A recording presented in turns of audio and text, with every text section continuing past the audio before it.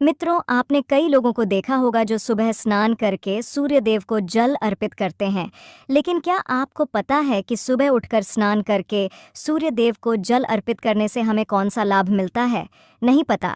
तो आज के इस वीडियो में हम एक कथा के माध्यम से आपको बताएंगे कि प्रत्येक मनुष्य को सुबह उठकर स्नान करके सूर्य देव को जल क्यों अर्पित करना चाहिए और इससे हमें कौन सा लाभ मिलता है। मित्रों, एक समय की बात है। प्राचीन काल में किसी नगर में एक बुढ़िया रहती थी। वह प्रत्येक रविवार को सुबह उठकर स्नान करके अपने घर के आंगन को गाय के गोबर से लीपकर स्वच्छ करती थी। उसके बाद सूर्य भगवान की पूजा करती, फिर भोजन तैयार करके सूर्य देव को भोग लगाकर स्वयं भोजन करती थी और सूर्य देव की कृपा से उसे किसी प्रकार की चिंता और कष्ट नहीं था। धीरे धीरे उसका घर धन धान्य से भरता गया। लेकिन बुढ़िया के पास कोई गाय नहीं थी।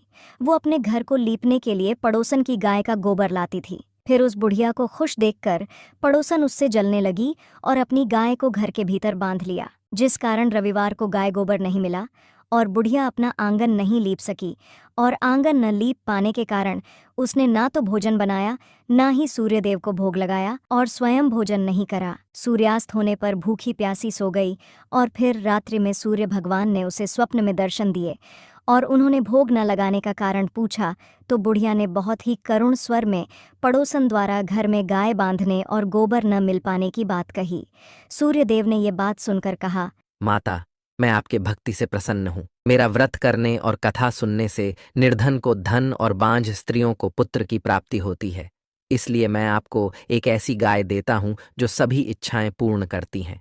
स्वप्न में उस बुढ़िया को ऐसा वरदान देकर भगवान सूर्य अंतर्ध्यान हो गए। प्रातःकाल सूर्योदय से पूर्व उस बुढ़िया की आंख खुली तो अपने घर के आंगन में एक सुंदर गाय को देखकर वह हैरान हो गई। पड़ोसन ने उस बुढ़िया के आंगन में सुंदर गाय को देखा तो वह उससे और अधिक जलने लगी और फिर उस गाय ने सोने का गोबर किया, जिसे देखकर पड़ोसन की आंखें फट गईं।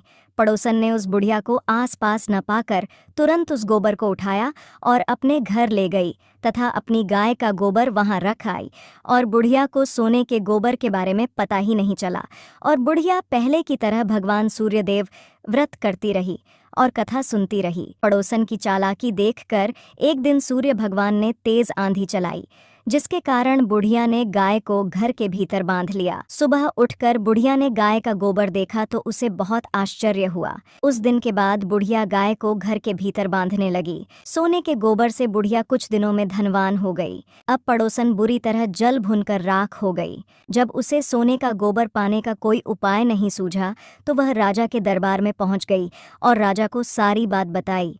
राजा ने अपने सैनिक भेजकर उस बुढ़िया की गाय लाने का आदेश दिया। सैनिक बुढ़िया के घर पहुंचे।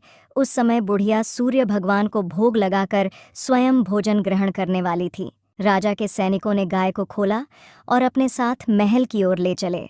बुढ़िया ने सैनिकों से गाय न ले जाने की प्रार्थना की, बहुत रोई चिल्लाई, लेकिन राजा के सैनिक नहीं माने। गाय के चले जाने से बुढ़िया को बहुत दुख हुआ। उस दिन उसने कुछ नहीं खाया और सूर्य भगवान से गाय को पुनः प्राप्त करने की प्रार्थना करने लगी।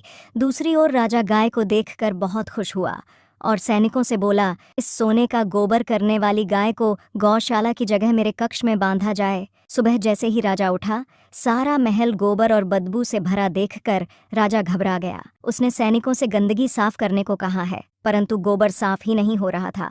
जितना साफ करते वह उतना ही फैल जाता। यह देखकर राजा क्रोधित हुआ और उसने पड़ोसन को राजमहल में बुलवाया और उससे दंडित किया।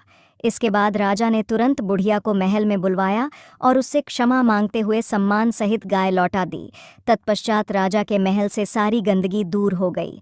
तब बुढ़िया ने राजा को रविवार के व्रत की और भगवान भास्कर द्वारा गाय दिए जाने की सारी बात बताई।